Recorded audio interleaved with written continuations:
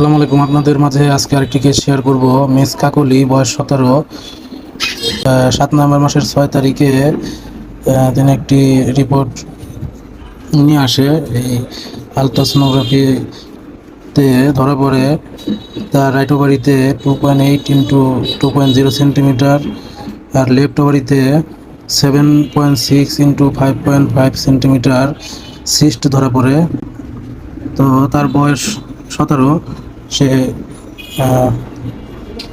কিন্তু কনসিভ করার জন্য চেষ্টা করছিলেন, কিন্তু এই সিস্টের কারণে কিন্তু তাদের কনসিভ হচ্ছিল না, যার কারণে আমার কাছে আসেন। আমার কাছে আসার পরে মোটামুটি 2 মাস ওষুধ খাওয়ার পর আল্লাহর রহমতে তার কিন্তু সিস্ট ভালো হয়ে যায়। এই দেখুন, তার কিন্তু সিস্ট চলে যায় 2 মাস আমার কাছ থেকে আমাদের ট্রিটমেন্ট করানোর পর।